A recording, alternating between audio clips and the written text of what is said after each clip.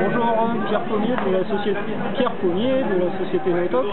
Donc Notox est un projet qui existe depuis 2006 maintenant, donc qui vise à pousser des éco-innovations dans le monde des sports de glisse. Donc nous avons un fer de lance qui consiste à trouver des solutions de remplacement en biomatériaux pour remplacer tous les matériaux polluants qui aujourd'hui sont utilisés pour la fabrication des planches de surf. Néanmoins, la mise en place de ces composites de nouvelle génération nécessite des moyens industriels. Donc nous avons aussi travaillé sur toutes les méthodes de travail liées à la production des planches de surf classiques, c'est-à-dire des planches sur mesure, où là nous avons essayé de mettre en place une infrastructure et un atelier qui soit entièrement aux normes environnementales pour pouvoir permettre aux shapers, donc les gens qui fabriquent les planches de surf, de travailler dans de bonnes conditions de santé et de sécurité. Donc c'est aussi un local dans lequel nous gérons absolument tout ce qui est déchets, donc avec un tri sélectif qui est effectué à l'intérieur de l'entreprise, de manière à pouvoir recycler un maximum de matière, donc par exemple le polystyrène, recycler aussi les fibres de verre pures qui n'ont pas vu de résine, et faire en sorte d'acheminer les autres déchets industriels ultimes vers des filières de retraitement adaptées. Est-ce que vous pouvez me parler de la planche, des matériaux utilisés? Donc la planche biomatériaux, elle vise donc à remplacer les mousses classiques qui sont utilisées dans les planches, donc mousse de polyuréthane ou mousse de polystyrène, par du nid d'abeille en carton.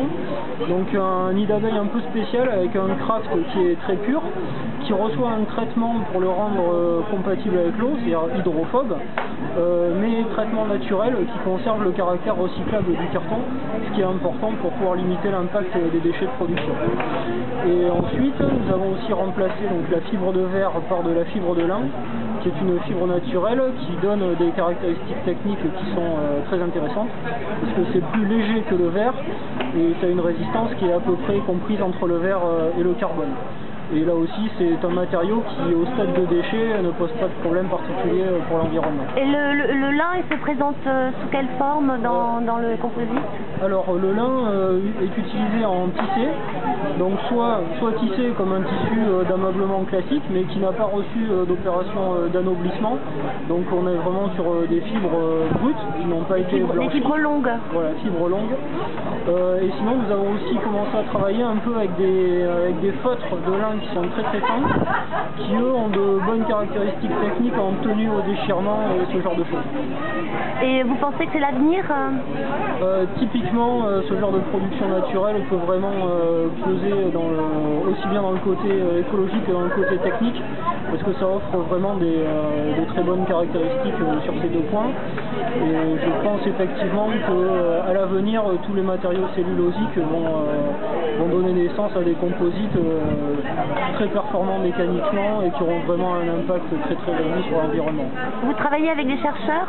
Oui, donc aujourd'hui nous travaillons principalement avec le CNRS de Grenoble et aussi avec le Fraunhofer Institute de Munich, donc sur tout ce qui est recherche amont au niveau des composites verts. Et donc on essaie de participer dans cette logique européenne à la mutualisation des connaissances et aussi de la connaissance des métiers dans lesquels les applications peuvent se faire, de manière à ce que les bonnes idées passent la porte des labos et finissent dans des produits de consommation dans lesquels ça a un sens.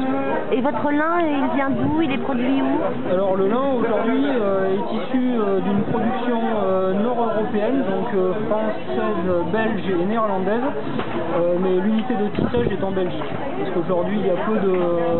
Et vous pouvez nous dire qui c'est?